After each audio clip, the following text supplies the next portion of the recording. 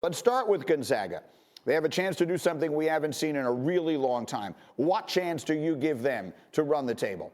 I give them a great opportunity. I mean, you look at the 2, 3, and 4 seed. They've played them already this season. They've already beaten them this season. This is a team and a program that is not just from a small school in eastern Washington. This is a major player in college basketball. It's been a major player in college basketball. And think about this. They've got talent. They like to say we got dudes. They got dudes out there. You have 3 players on the final 15 for the Wooden Award watch list. Since they've whittled that list down since 2011, down to 15, no school, not even Duke, with Zion, R.J. Barrett, and Cam Reddish. Never have you seen a school with 3 players on the top 15 list until this year with the Gonzaga Bulldogs. They're ultra efficient at the offensive end of the floor. They rank in the top 10 in adjusted offense and defensive efficiency, which has been the makeup of 5 out of the last 10 national champions. Yeah, so to the message here to people who've not been paying close attention, Gonzaga is legit. They are that good, and they are. Greeny, let me just tell you like this. Yeah. They're becoming the Duke of the West Coast. And while Coach K continues to get up in years, and yes, they missed this year's tournament, you look at what Mark Few has done already. He's the active leader in winning percentage as a head coach, and year in and year out, they've got pros, and they're ranked in the top 5. All they're missing is a national championship and a great opportunity to get one this year. Yeah, and it would be 32-0 if they do it. That is what Indiana was in 1976. Okay, so as folks are starting to look at their bracket, give me a team seeded 5 or lower that people should be considering to make a really significant run. Okay, listen, it pains me to say this because of where I went to school. I'm going with USC.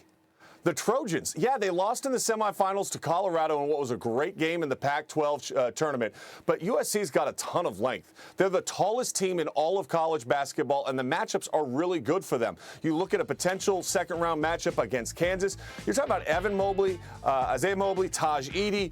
Taj Edey's been probably the biggest key.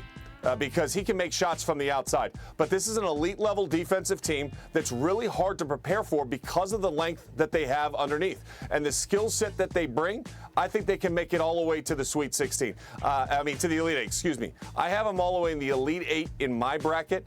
And I think that the only thing that could prohibit them from getting there is at times their guard play is questionable, meaning that they'll turn the ball over too much, they'll take some poor shots, and they don't get the ball to Evan Mobley as much as I would like to see.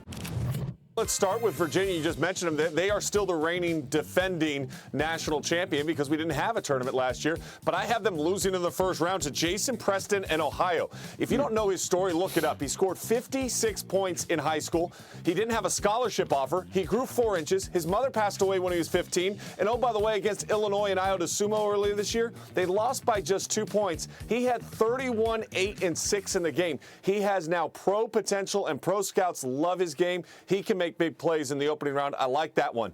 Dan Graziano, keep the sweatshirt on and the hat. I got one more upset for you. The Hoyas, the Georgetown Hoyas, they're going to win their opening round game against Colorado. They did such an unbelievable job underneath in their defense in the front court. Think about this. Sandro Mamukelashvili only went 3 of 16 from the field. The following game, Jefferson and Bishop in the paint.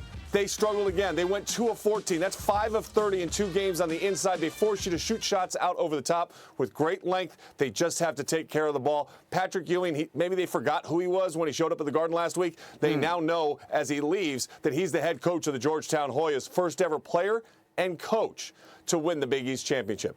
Yeah, and they needed it. They would not have made the dance without it, so that is huge. All right, those are some double-digit seeds that you like to win. Now let's go all the way to the end. You gave us your Final Four earlier in the program, and we've waited till now to ask you, who's cutting down the nets in the end? Perfection is rare. We haven't seen it since 1976. By the way, that's the same time that both Duke, Kentucky, and Louisville weren't in the NCAA tournament. They're not there this year. And I think we're going to see a repeat of that. I think we're going to see an undefeated national champion. The West Coast hasn't had a national championship since 1997 with the Arizona Wildcats. It's been a long, long time. Gonzaga's been knocking on the door seemingly forever. This year's team is special. We often use the word great when things aren't actually great. This team is not only great, they are elite.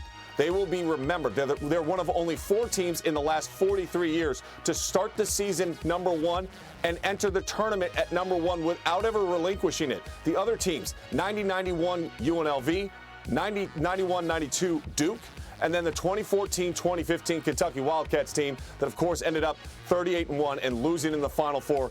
I've got the Gonzaga Bulldogs winning their first ever program national championship. Yeah, I mean, what I was going to say, but that UNLV team didn't wind up winning the whole thing, and the Kentucky team didn't wind up winning the whole thing, so we will see, but he's got Gonzaga. Okay, and now give us some players to watch. Here's what we ask you to put together.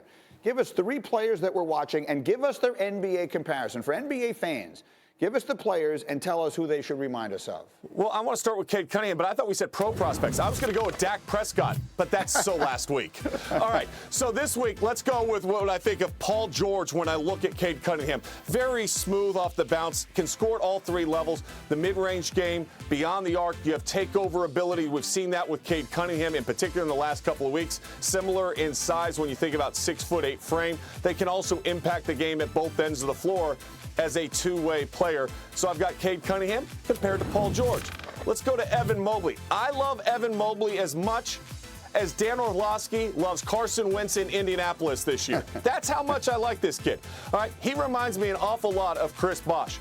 Similar size, similar stature, and their gait is exactly the same. They run the floor, they can play make off the bounce. I see it, Dan. I love him. I love Wentz. I love Evan Mobley. I'm not going to lie. The guy was the freshman of the year in the Pac-12, player of the year, and defensive player. That's rarely done.